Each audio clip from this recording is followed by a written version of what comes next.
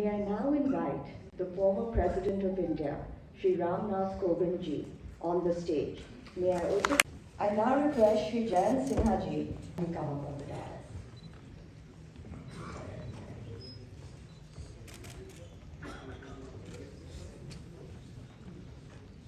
Namaskar. On behalf of India Foundation, I am privileged to welcome Honorable Shri Ram Nath Kovind, former President of India, to deliver the 5th Atal Bihari Vajpayee Memorial Lecture on the theme of social empowerment through good governance.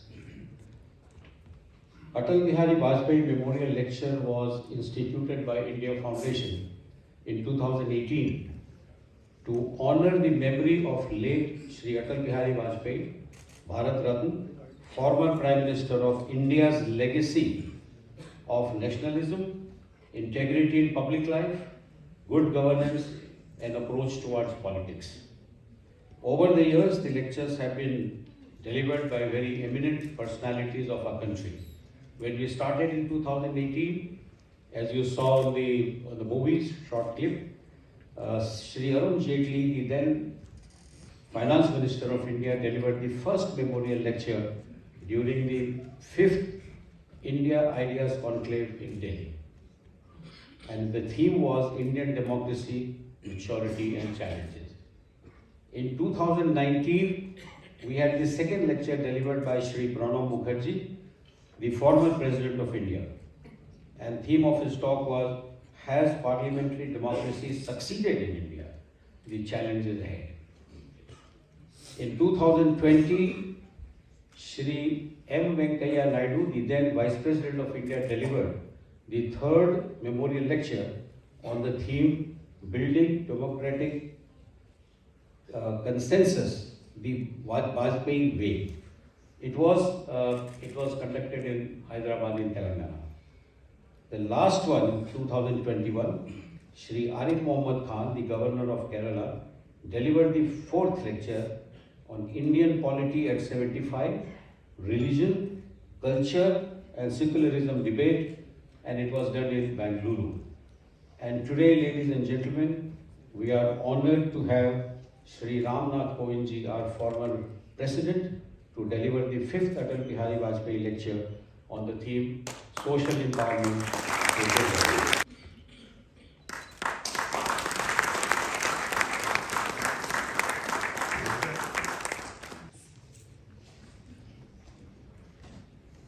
प्रणाम आप सबको झारखंडी जोहार।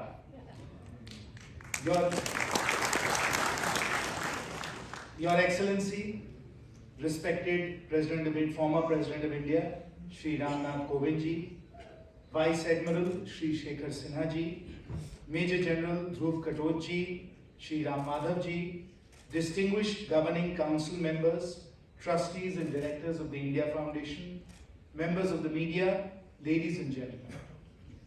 I would like to start by thanking respected former President Shri Ram Nath Kovind ji for gracing this occasion and agreeing to give the 5th Atal Bihari Vajpayee Memorial Lecture. I can think of no better person to speak on social empowerment through good governance than His Excellency Shri Kovind ji. As President of the Indian Republic, Shri Kovind ji exemplified good governance. India has gained immeasurably from his service to the nation. A heartfelt thank you also to the India Foundation for organizing and hosting this event. The Vajpayee Memorial Lecture is now a flagship program which is eagerly anticipated and very well attended. India is the mother of democracy and we are all her children. Each one of us is grateful for the priceless benefits of democracy and strives to uphold democratic values. But Shraddhe Atal Bihari Vajpayee's contribution to India's democracy and thus to good governance can scarcely be matched. Entering Parliament in 1957, in Pandit Nehru's palm, he excelled as a parliamentarian across his 10 terms in the Lok Sabha and his 2 terms in the Rajya Sabha. For us, as parliamentarians, it is an honor and privilege to be in the same hallowed chambers as Shraddhe Atalji. We've all been blessed to have heard his speeches in Parliament and outside.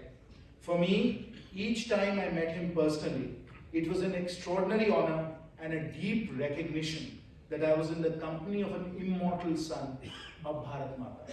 So, Shraddheya Atalji's greatest contribution to Indian democracy was to build up the two-party system in this country, transforming India from a single-party state to a robust, well-functioning democracy was Shraddheya Atalji's singular contribution to our nation's governance. Countless future generations will remember and cherish his invaluable legacy. Perhaps no finer lines have been spoken on Indian democracy than the lines spoken by Shraddheya Atalji in the Lok Sabha on May 27, 1996. सत्ता का तो खेल चलेगा, सत्ता का तो खेल चलेगा, सरकारें आएंगी, जाएंगी, पार्टियां बनेंगी, बिगड़ेंगी, मगर ये देश रहना चाहिए, इस देश का लोकतंत्र रहना चाहिए. We all still get goosebumps listening to these words. Of course, Atalji was much more than just a great parliamentarian and orator. As Prime Minister of India from 1998 to 2004, he inspired all of us to follow the principles of good governance and deliver results for the last person in the line. He was dedicated to Mahatma Gandhiji's talisman, the face of the poorest and the weakest. His leadership was focused on ensuring that government programs and policies were designed with the poorest and weakest individual always in mind. One incident comes to mind that symbolizes Shraddheya Atalji's administrative acumen and focus on delivery. When I was at McKinsey back in 2001, we presented an economic roadmap for India to Shraddheya Atalji. The presentation was full of clever policies, innovative government schemes, and detailed funding programs. Atalji listened attentively and carefully.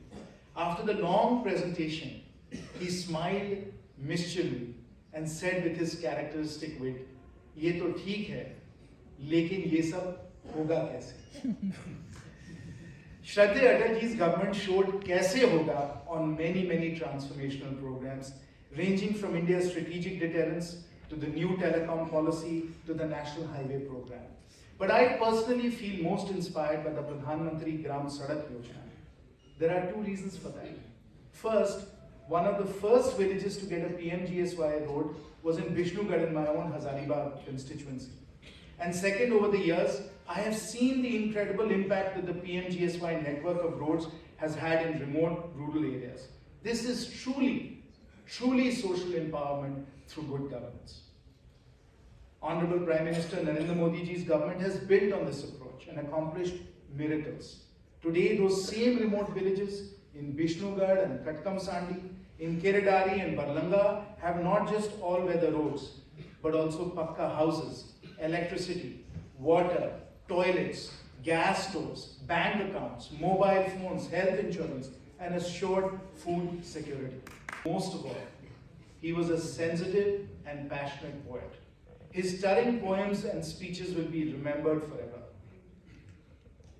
Who can forget the lines of the poem that he composed on the spot at the Ram Leela Maidan in January 1977?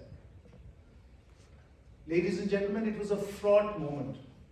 The emergency had just been lifted, elections had been announced, and the opposition was attempting to start their campaign. Mrs. Gandhi's government and her popularity seemed unassailable. When Atalji got up to speak, it was 9:30 p.m. It was dark and dreary, that chilly January night all those many years ago. It was now very late, but still, no one had left. The large, strong crowd was waiting for Atalji. He rose to be greeted with deafening applause. And then came these lines, spoken by a poet in full flow, in Dhara Prabha. बाद मुद्दत के मिले हैं दीवाने, बाद मुद्दत के मिले हैं दीवाने, कहने सुनने को बहुत हैं अफसाने, खुली हवा में सांस तो ले लें, खुली हवा में सांस तो ले लें, कब तक रहेगी आजादी भले कौन जाने, कब तक रहेगी आजादी भले कौन जाने. The crowd went wild. Indira Gandhiji's fate was sealed. Late on a winter's night, in the cold, drizzling rain, Atalji changed the course of Indian history with just a few words. But what piercing words they were. What piercing words they were. Deep in his poet's heart, Shraddha Atalji knew that social empowerment and good governance only happens when we have the real freedom of a true democracy. आप सबको बहुत बहुत धन्यवाद. भारत माता की. President of India Shri Ram Nath Kovind ji to deliver the 5th Atal Bihari Vajpayee Memorial Lecture. India foundation द्वारा आयोजित इस समारोह में प्रमुख रूप से उपस्थित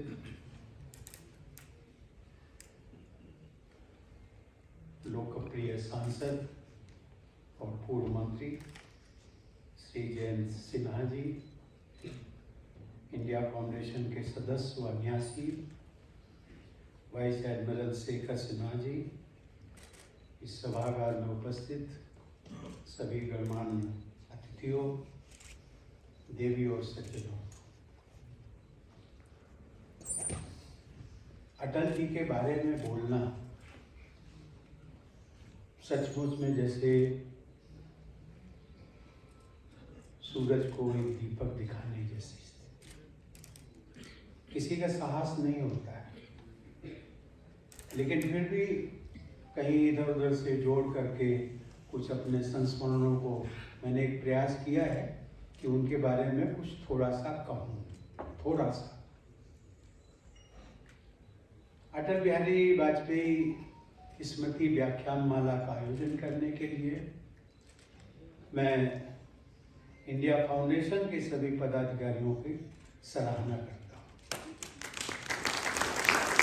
सराहना इसलिए करता हूँ कि अटल जी की जो लेगेसी है, उस लेगेसी को कंटिन्यू करने का एक प्रयास है।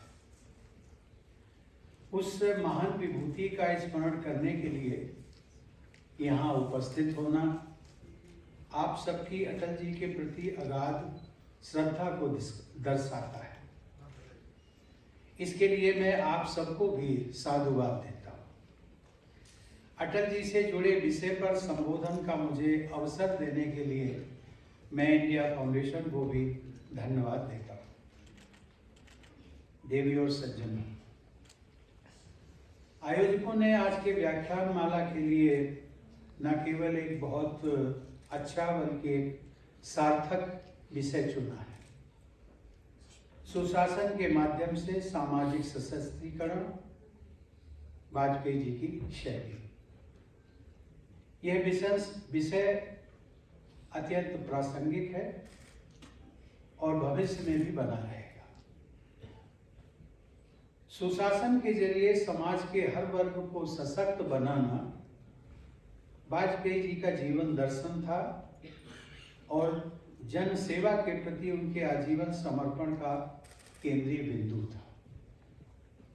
वो प्रायः कहा करते थे कि जाके पांव न फटे विवाई, सो का जाने पीर पराई। वे अंत्योदय के दर्शन को कार्य रूप देने में विश्वास रखते थे। जैसा कि जयंत सिन्हा जी ने अभी उसका एक वाक्य में उनकी जो प्रतिक्रिया थी उसका उल्लेख किया। समाज के गरीब व वंचित वर्गों के उत्थान के प्रति वो सदैव चिंतित और सक्रिय रहते थे। हम सब लोग जानते हैं कि 19 दिसंबर से पूरे देश में सुशासन सप्ताह मनाया जा रहा है। जैसा कि आप सब जानते हैं कि अटल जी की जन्मतिथि 25 दिसंबर को प्रतिवर्ष सभी देशवासी सुशासन दिवस के रूप में मनाते हैं। इसे मैं अपना परम सौभाग्य मानता हूं कि भारत के राष्ट्रपति के रूप में संसद के सेंट्रल हॉल में अटल जी के चित्र का अनावरण करने का ऐतिहासिक अवसर मुझे मिला। एक जनसेवक, राजनेता और पूर्व प्रधानमंत्री के रूप में अटल जी ने जो देश को और पूरी मानवता को बहुआयामी योगदान दिया है, उसका वर्णन सचमुच में एक संबोधन में समेटा नहीं जा सकता। सुशासन उनमें से एक प्रमुख आयाम है। लेकिन पहले मैं अटल जी की शैली के बारे में अपने कुछ विचार आप सबके साथ साझा करना चाहूँगा। देवी और सज्जनों, अटल जी की शैली उनके विराट व्यक्तित्व, गहन संवेदनशीलता, असीम देशभक्ति, पूर्ण पारदर्शिता और नैतिकता पूर्ण राजनीति पर आधारित थी। मैं कहा करता हूं कि अटल जी अपने आप में सार्वजनिक जीवन की एक पाठशाला हुआ करते थे। मेरे निजी जीवन पर उनका गहरा प्रभाव रहा है। सच तो यह है कि उनके विलक्षण व्यक्तित्व और कार्यशैली ने ही मुझे जनसेवा के प्रति आकर्षित किया। मेरे विचार में अटल जी की शैली के निर्माण में दो विभूतियों का निर्णायक योगदान रहा है। वे दो महापुरुष थे, डॉक्टर श्यामा प्रसाद मुखर्जी और पंडित दीनदयाल उपाध्याय। पंडित दीनदयाल उपाध्याय जैसे असाधारण गुरु और अटल जी जैसे विलक्षण शिष्य का एक साथ होना भारतीय राजनीति को ईश्वर का वरदान कहा जा सकता है। जनसंघ की स्थापना से भी पहले, जब अटल जी केवल 23 वर्ष के थे, तब पंडित दीनदयाल उपाध्याय जी ने उन्हें राष्ट्र धर्म नामक मासिक पत्रिका के संपादक की जिम्मेदारी दी थी। हम सब जानते हैं कि राष्ट्र धर्म ही अटल जी का जीवन धर्म बना रहा। राष्ट्र हित को उन्होंने दलगत राजनीति से सदैव ऊपर रखा। सन 1971 के युद्ध के दौरान उन्होंने तत्कालीन सरकार के प्रयासों को पूर्ण समर्थन प्रदान किया था। उनकी अतुलनीय राष्ट्र निष्ठा के कारण ही वर्ष 1994 में तत्कालीन भारत सरकार ने कश्मीर के विषय पर संयुक्त राष्ट्र संघ में भारत के पक्ष को प्रस्तुत करने के लिए अटल जी का सहयोग लिया था। अटल जी ने अपने अविस्मरणीय संबोधन से विश्व समुदाय को सचमुच में प्रभावित किया था। भारतीय जनसंघ की स्थापना के बाद अटल जी को पार्टी के संस्थापक डॉक्टर श्यामा प्रसाद मुखर्जी के निजी एवं राजनैतिक सचिव की महत्वपूर्ण जिम्मेदारी दी गई। तब उनकी आयु लगभग 27 वर्ष की थी। युवा अटल जी पर भारतीय राजनीति के एक महानायक के साथ निकटता से कार्य करने का गहरा प्रभाव पड़ा। भारतीय संस्कृति और अस्मिता तथा देश की अखंडता के विषय में अटल जी के सुस्पष्ट विचारों में डॉक्टर श्यामा प्रसाद मुखर्जी की प्रतिध्वनि भी सुनाई देती थी। देवी और सज्जनों, समानता और समरसता के प्रति वाजपेयी जी तन मन धन से समर्पित थे। बाबा साहब आम्बेडकर के प्रति उनकी अगाध श्रद्धा थी। स्वाधीनता के 4 दशकों बाद भी बाबा साहब की स्मृति को जब समुचित सम्मान नहीं प्रदान किया गया, ये बात उनको हमेशा कचोटती रहती थी। इसलिए भाजपा द्वारा समर्थित जब वीपी सिंह की सरकार बनी तो उन्हीं के कार्यकाल में वाजपेयी जी के आग्रह पर मार्च 1990 में बाबा साहब को मरणोपरांत भारत रत्न से अलंकृत किया।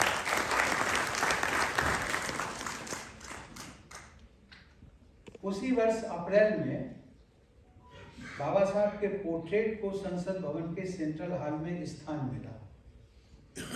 वाजपेयी जी ने सचमुच में एक बार मेरा भी, जब उनसे मैं 91 में आया, जब पॉलिटिकल फील्ड में जब मुझे चुनाव लड़ने का मौका मिला था, पहला मौका 91 में, तो कहीं ना कहीं उनसे जब भेंट होती थी, ये बात उनको कचोटती थी और एक ही बात कहते थे कि जिस डॉक्टर अंबेडकर ने इसी संसद भवन के कक्ष में कॉन्स्टिट्यूएंट असेंबली की सैकड़ों सभाएं हुई, उन सभाओं की अध्यक्षता की, लेकिन आज तक 1990 तक देश को आज़ादी मिले हुए कितने वर्ष बीत गए, लेकिन उस बाबा साहब अम्बेडकर का चित्र सभी नेताओं के लगे, लेकिन बाबा साहब का सबसे पहले लगना चाहिए था, लेकिन वो आज तक नहीं लगा। ये बात उनको कचोटती रहती थी और शायद सभी देशवासियों को प्रसन्नता हुई कि 1990 मार्च में जब अटल जी के आग्रह पर वो स्थान उनको मिला। वाजपेयी जी के आग्रह पर ही बाबा साहब की स्मृति में दिल्ली में अलीपुर रोड पर स्थित उनके निवास स्थान में एक संग्रहालय का निर्माण शुरू भी करवाया गया। दुर्भाग्य से वह कार्य अटल जी के कार्यकाल समाप्त होने के बाद बंद कर दिया गया। वर्तमान सरकार ने वह कार्य फिर से शुरू किया और वर्ष 2018 में 13 अप्रैल को परिनिर्वाण भूमि के नाम से प्रसिद्ध डॉक्टर आम्बेडकर नेशनल मेमोरियल राष्ट्र को समर्पित किया गया। सामाजिक सशक्तिकरण के लिए उनकी प्रतिबद्धता को समाज के जागरूक लोगों ने समझा और सराहा भी।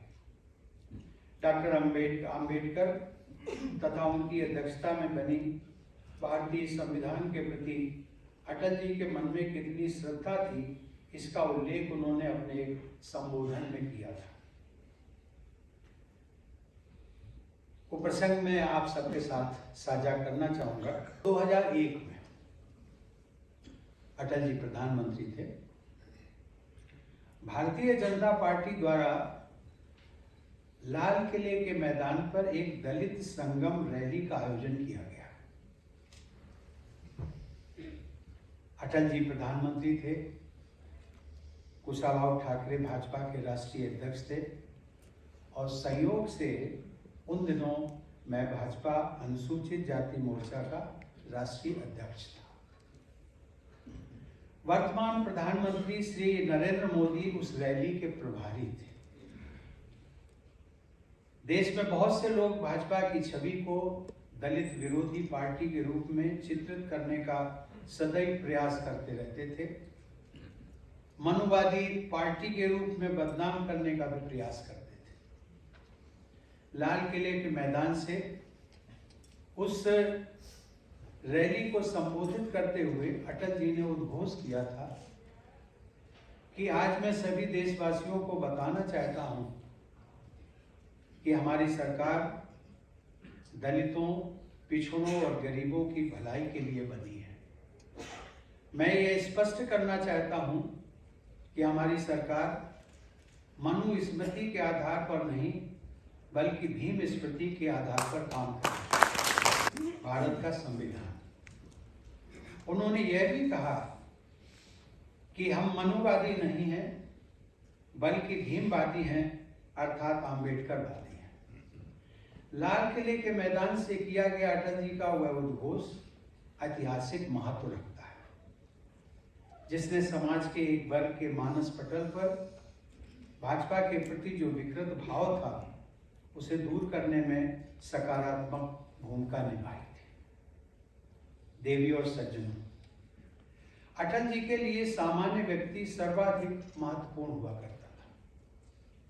इस तत्व को स्पष्ट करने के लिए मैं अटल जी के शब्दों को दोहराना चाहूंगा। जैसा कि सर्वविदित है कि विदेश मंत्री के रूप में वर्ष 1977 में उन्होंने संयुक्त राष्ट्र संघ की महासभा में एक ऐतिहासिक भाषण दिया था। वह भाषण इसलिए भी याद किया जाता है कि किसी भी व्यक्ति द्वारा संयुक्त राष्ट्र संघ की महासभा को पहली बार हिंदी में संबोधित किया गया था। उस भाषण में अटल जी ने कहा था, भारतवर्ष में सदा से हमारा इस अवधारणा में विश्वास रहा है कि पूरा संसार एक परिवार है। यहाँ मैं राष्ट्रों की सत्ता और महत्ता के बारे में नहीं सोच रहा। आम लोगों की प्रतिष्ठा और प्रगति मेरे लिए कहीं अधिक महत्व रखती है। अनकोट।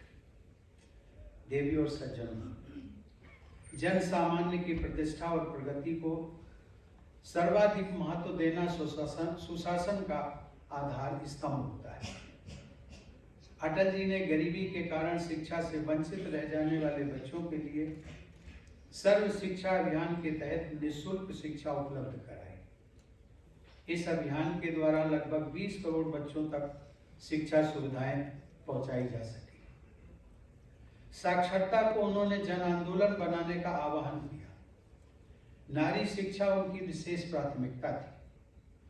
भारत के स्वाधीनता संग्राम की एक महान महिला जो थी एनी बेसेंट को वे भविष्य दृष्टा मानते थे। ऋषियों की परंपरा में उनकी गणना करते थे। अपने एक भाषण में अटल जी ने नारी शिक्षा पर एनी बेसेंट के इस वक्तव्य को उद्धृत किया था। कोट, भारत तब तक अपनी महानता को फिर से प्राप्त नहीं कर सकता जब तक कि यहाँ की महिलाओं को अधिक स्वतंत्रता नहीं मिलती, जब तक वो अपना जीवन पूरी तरह जी पाने में सक्षम नहीं होती। ऐसी भारतीय महिलाओं के हाथों में ही भारत का पुनरुद्धार संभव है।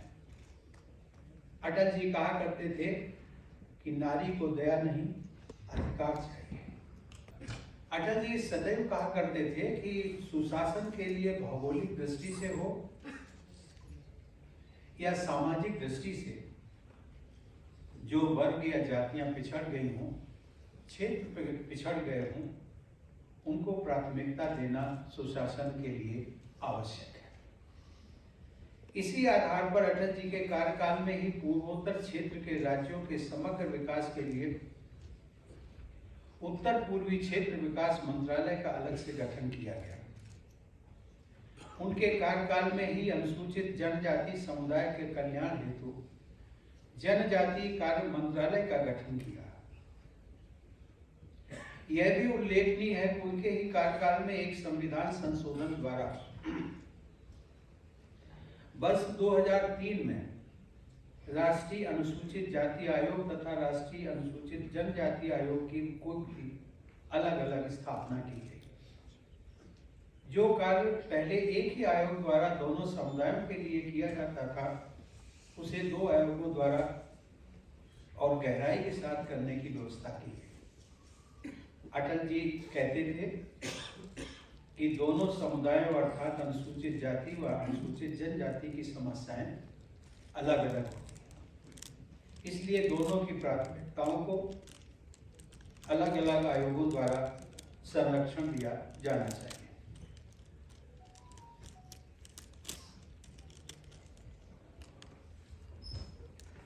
कम लोगों को याद होगा कि उन्होंने उड़ीसा के सर्वाधिक गरीब इलाकों के लिए 7 सूत्री गरीबी उन्मूलन कार्यक्रम शुरू किया था। उन्होंने विदेशों में बसे भारतीय मूल के लोगों के लिए बीमा योजना शुरू की।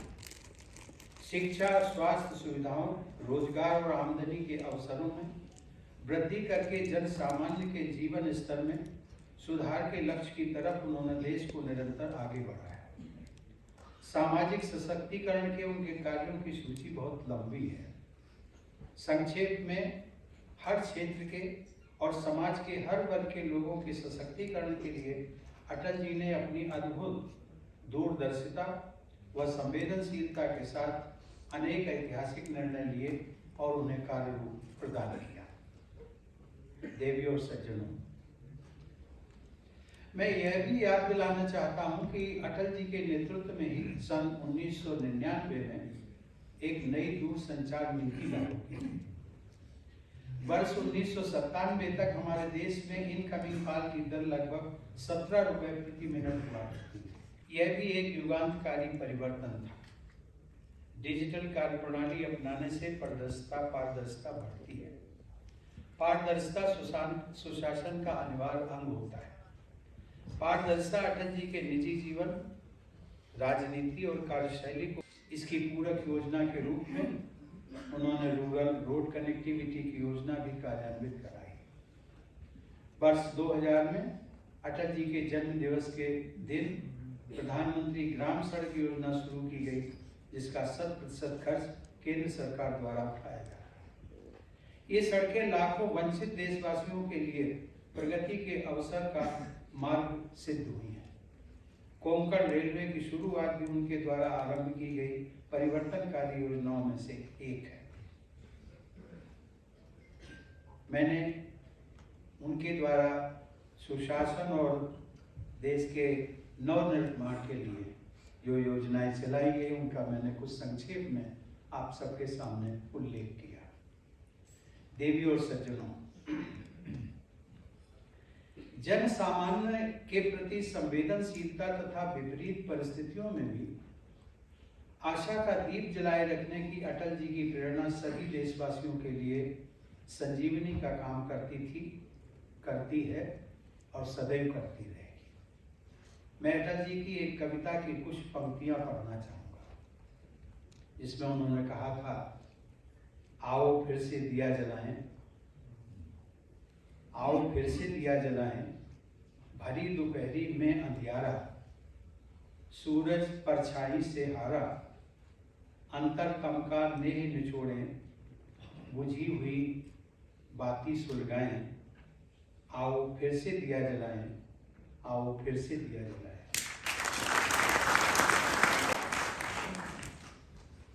और ये कविता उन्होंने वर्ष 1998 में अपने जन्म दिवस के अवसर पर बच्चों को सुनाई थी। आजादी के और सचमुच में जब कहते थे कि भरी दोपहरी में अंधियारा, लोगों को सरप्राइज होता था, क्या बात कर रहे हैं, भरी दोपहरी में कहीं अंधियारा होता है। तो उनका संकेत था कि देश 5 दशक बीत चुके हैं, 5 दशक, 10 दशक पर 100 साल हो जाएंगे आज़ादी को मिले हुए, लेकिन अभी तक भरी दोपहरी अर्थात आधा समय बीत चुका है, लेकिन अभी भी अंधियारा है। उस अंधियारे की ओर उन्होंने संकेत दिया था। विकास, आज़ादी के बाद के 5 दशक बीत चुके थे, लेकिन विकास का उजाला देश के अधिकांश क्षेत्रों और वर्गों तक नहीं पहुंच पाया। ये उनकी पीड़ा थी। स्वाधीनता के तुरंत बाद भी कवि हृदय अटल जी ने एक कविता लिखी थी, उसमें कहते थे कि 15 अगस्त का दिन है कहता, आज़ादी अभी अधूरी है। 15 अगस्त का दिन है कहता, आज़ादी अभी अधूरी है। समाज के हर क्षेत्र और हर वर्ग में जन जन के जीवन में उल्लास और प्रकाश प्रसारित करने की भावना कवि राजनेता अटल जी की कविताओं में भी दिखाई देती है। उनकी राजनीति में भी और प्रधानमंत्री के रूप में भी, उनके निर्णयों में भी। देवी और सज्जनों, सुशासन की अटल जी की शैली की बात के प्रसंग में उनके अदम्य साहस, अटूट संकल्प शक्ति, निर्णय लेने की अद्भुत क्षमता और आवश्यकता पड़ने पर दो टूक और खरी खरी कह देने की उनकी विशेषताओं का उल्लेख करना भी अनिवार्य है। अटल जी में एक भावुक कवि का कोमल हृदय तो था ही, उनमें वीरता और अदम्य साहस का इस्पात भी था। अटल जी की प्रेरक पंक्तियों को याद करके हमेशा रोमांच होता है, स्फूर्ति का संचार होता है, राष्ट्र प्रेम का आवेग जगता है। उन्होंने कहा था, आंखों में वैभव के सपने, पग में तूफानों की गति हो। ये उन्होंने एक कंडीशन, शर्त रखी थी हर भारतीय के लिए। आंखों में वैभव के सपने, पग में तूफानों की गति हो, राष्ट्र भक्ति का ज्वार न रुकता, आए जिस जिसकी हिम्मत हो। हमने देखा कि वो राष्ट्र भक्ति के प्रभाव में अटल जी ने वैश्विक शक्तियों को चुनौती देते हुए वर्ष 1998 की 11 मई को बुद्ध पूर्णिमा के दिन ऑपरेशन शक्ति को अंजाम दिया और भारत एक परमाणु शक्ति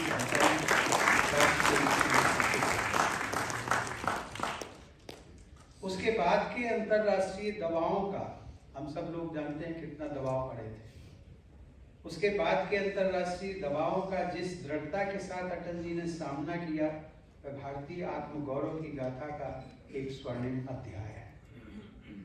अटल जी को यह स्पष्ट था कि यदि भारत को एक सुदृढ़ आर्थिक शक्ति बनना है तो अपनी रक्षा हेतु देश को सामरिक शक्ति भी बढ़ानी होगी।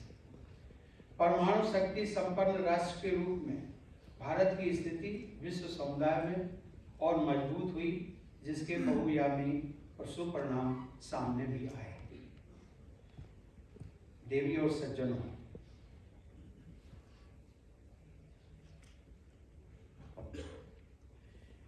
कारगिल में शत्रुओं की घुसपैठ का षड्यंत्र अटल जी के राष्ट्रभक्ति के इसी ज्वार में डूब गया।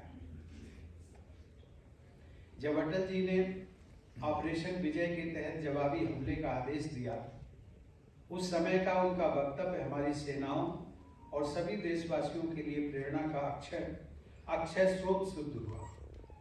अटल जी ने अपने संबोधन में कहा था, कोट, हम शांति चाहते हैं। इसके पश्चात हमारे देश ने कारगिल में विजय पाई। 26 जुलाई को प्रतिवर्ष कारगिल विजय दिवस मनाया जाता है और अटल जी के अद्भुत नेतृत्व को याद किया जाता है। इस संबंध में एक प्रसंग जिससे मैं भी जुड़ा हूं, मैं आप सबके साथ साझा भी करना चाहूंगा। मुझे वर्ष 2021 में कारगिल जाकर वीर जवानों को श्रद्धांजलि देने का अवसर प्राप्त हुआ। उसके पहले लगातार 2 वर्ष अर्थात 2019, 2020 लगातार मैंने 2 बार कारगिल जाने का प्रयास किया, लेकिन नहीं पहुंच पाया। मौसम संबंधी कारणों से दोनों बार मुझे श्रीनगर से वापस दिल्ली आना पड़ा। दोनों बार संयोग से हमारे तत्कालीन थल सेना अध्यक्ष और प्रथम चीफ ऑफ डिफेंस स्टाफ बनने वाले जनरल बिपिन रावत साहब भी हमारे साथ थे। राष्ट्रपति जी, आप निश्चिंत रहिए, मैं अगले वर्ष आपको जरूर ले सकूंगा। और अगले वर्ष में हमारे संकल्प को उन्होंने सिद्ध किया। इस बार हम लोग श्रीनगर की बजाय लेह होकर के गए। अंततः 2021 में जनरल बिपिन रावत के साथ ही मुझे वहां अक्टूबर माह में जाने और वीर जवानों की स्मृति में पुष्पांजलि करने का सौभाग्य मिला। मेरे लिए कारगिल जाने की गहन अनुभूति के साथ साथ आज जनरल बिपिन रावत और श्रद्धेय अटल जी दोनों की ही स्मृतियां जुड़ी हैं और सदैव जुड़ी रहेंगी। देवियों और सज्जनों, अटल जी की नैतिकता और पारदर्शिता के कारण उनके राजनीतिक विरोधी और यहाँ तक कि शत्रुता के माहौल में विदेशी नेता भी उनके प्रति सदैव आदर भाव रखते थे। उन्हें भारतीय राजनीति का आजाद शत्रु भी कहा जाता। अटल जी की हृदय की विशालता, सबको सम्मान देने की उनकी भावना, सुशासन और संगठन के सामंजस्य से युक्त उनकी कार्यशैली के अनेक उदाहरण मेरे मानस पटल पर अंकित हैं। उनका सुशासन केवल सरकारी कामकाज तक ही सीमित नहीं था। कभी कभी हम लोग मानते हैं कि good governance means governance of the government activities.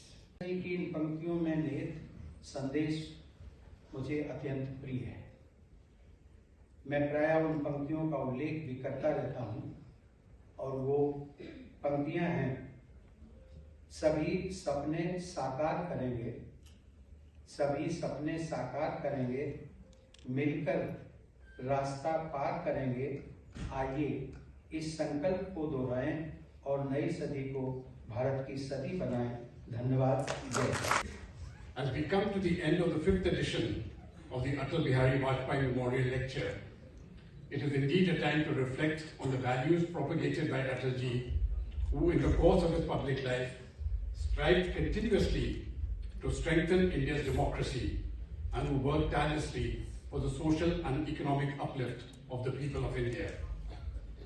It remains for me to thank our very distinguished speaker, His Excellency Shri Ram Nath Kovind ji, the former President of India, who took time out from his very busy schedule to deliver the address which we have all just been privileged to hear.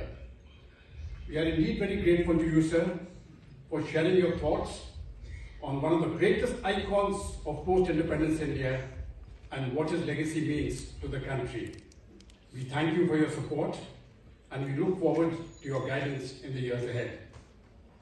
I also take this opportunity to thank Shri Jayant Sinha, Honourable Member of Parliament and Member Board of Governors India Foundation, for chairing the function. Thank you also for your contribution, for your continuous support to the Foundation in all our activities.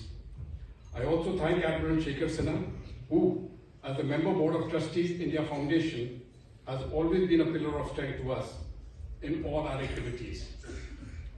In the audience, we have a large contingent from the media.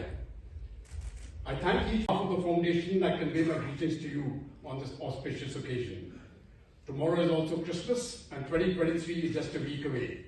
On behalf of the Foundation, I wish you all a Merry Christmas and a very happy and prosperous 2023. With this, we come to the end of the program. May I request you all to rise for the National Anthem of India.